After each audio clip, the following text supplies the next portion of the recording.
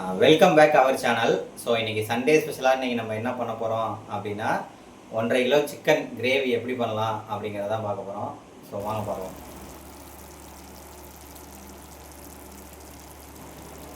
இப்போ அடுப்பில் ஒரு கடாயை வச்சுக்குவோம். இப்போ ஆயில் ஆட் பண்ணிக்கலாம். கிரேவிக்கு வந்து பார்த்திங்கன்னா எப்பவுமே ஆயில் அதிகமாக இருக்கணும், அதனால் அதிகமாக கொஞ்சம் ஊற்றிக்கோங்க.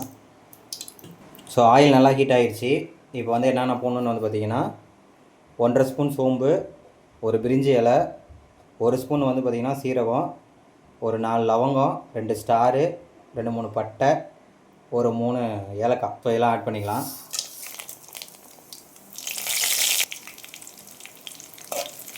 இதெல்லாம் நல்லா பொரியணும். ஸ்பைசஸ் நல்லா பொரிஞ்சிருச்சு. இப்போ நம்ம கருவேப்பிலை ஆட் பண்ணிக்கலாம்.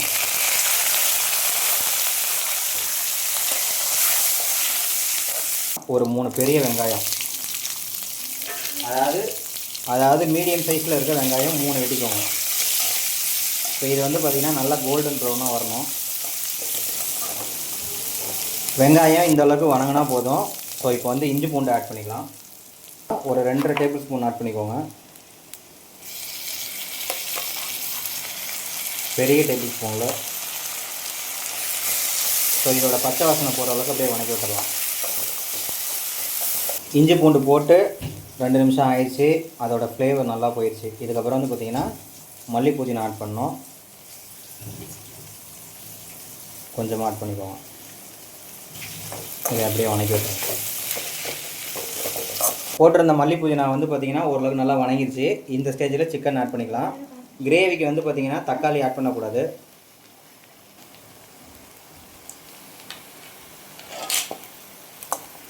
சிக்கன் ஆட் பண்ணியாச்சு.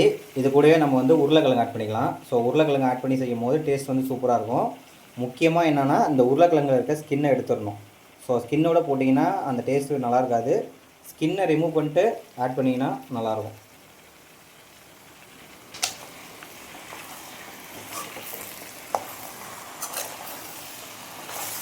உருளைக்கிழங்கு போட்டு இது வரைக்கும் செய்யாதவங்க ஒரு டைம் ட்ரை பண்ணி பாருங்கள்.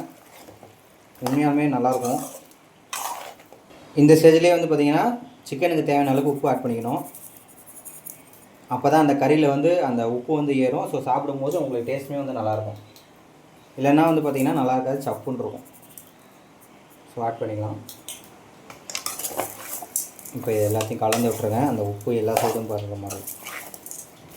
உப்பு போட்டு கிளறி விட்டதுக்கப்புறமா ஒரு மூடி போட்டு மீடியம் ஃப்ளேமில் வச்சுருங்க. ஸோ சிக்கனில் இருக்க தண்ணி ஃபுல்லாக வெளியே வந்துடும். நம்ம இந்த கிரேவிக்கு வந்து பார்த்திங்கன்னா தண்ணி ஆட் பண்ண போகிறதே கிடையாது. ஸோ இதில் இருக்க தண்ணியே நம்மளுக்கு போதுமானது.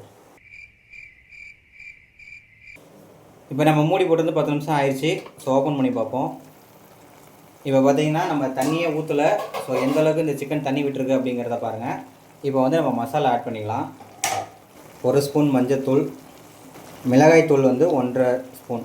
நம்ம வந்து இந்த ஸ்பூனை யூஸ் பண்ணுறோம். ஸோ பெரிய ஸ்பூனாக இருந்தால் 1 ஸ்பூன் ஆட் பண்ணிக்கோங்க, போதும். மல்லித்தூள் வந்து போடுற மிளகாய்த்தூளை விட கொஞ்சம் அதிகமாக இருக்கும். அப்புறம் சிக்கன் மசாலா, உங்களுக்கு கடையில் விற்கக்கூடிய சிக்கன் மசாலா உங்களுக்கு எந்த பிராண்டு பிடிக்குதோ அந்த பிராண்ட் போட்டுக்கோங்க. அது வந்து மல்லித்தூளுக்கு ஈவனாக போட்டுக்கோங்க. அப்புறம் கலருக்காக நம்ம காஷ்மீர் மிளகாய்த்தூள் யூஸ் பண்ணுறோம். காஷ்மீர் மிளகாய்த்தூள் இல்லாமல் இருக்கிறவங்க நார்மல் மிளகாய்த்தூளை யூஸ் பண்ணிக்கோங்க. ஸோ இப்போ இது எல்லாத்தையுமே கலந்து விட்டுருவோம். ஒரு சில சிக்கனில் வந்து பார்த்திங்கன்னா தண்ணி இந்த மாதிரி விடாது. அப்படி விடலைன்னா நீங்கள் ஒரு 1/2 டம்ளர் தண்ணி யூஸ் பண்ணிக்கலாம். ரொம்ப தண்ணி அதிகமாக யூஸ் பண்ணிடக்கூடாது. அடுப்பை வந்து ஃபுல்லாக ஸ்லிம்மில் வச்சுருங்க. மூடி போட்டுருங்க. ஒரு 10 நிமிஷம் அப்படியே இருக்கட்டும். இடையில கிண்டி விட்டுருந்தோம். 10 நிமிஷம், ஃபஸ்ட்டு 10 நிமிஷம் வச்சோம். ஸோ இதை ஓப்பன் பண்ணி பார்க்கலாம். பார்த்திங்கன்னா நம்ம ஊற்றிருந்த எண்ணெய் இது எல்லாமே பிரிஞ்சு வந்துருச்சு. ஃபைனலாக கஸ்தூரி மேத்தி ஆட் பண்ணி போகிறோம். இந்தளவுக்கு இருந்தால் போதும். இதை அப்படியே கசக்கி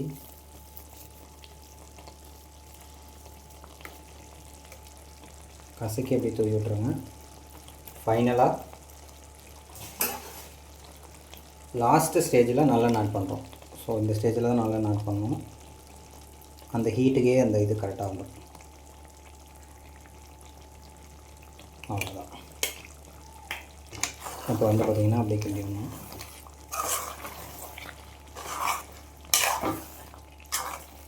ஆயில் ஊற்றினோம் இல்லையா, அதுக்காக ஒரு 2-3 நிமிஷம் இது பண்ணால் போதும். அவ்வளோதான், நம்ம சிக்கன் கிரேவி ரெடி ஆச்சு. ஒரு 2 நிமிஷம் கழிச்சு பார்ப்போம். ஸோ 2 நிமிஷம் ஆயிடுச்சு. இப்போ ஓப்பன் பண்ணுவோம். நம்ம ஊற்றியிருந்த ஆயில் வந்து நல்லா பாருங்கள் பிரிஞ்சு மேலே வந்துடுச்சு. ஸோ ஃபைனலாக மல்லித்தலை ஆட் பண்ணிக்கலாம்.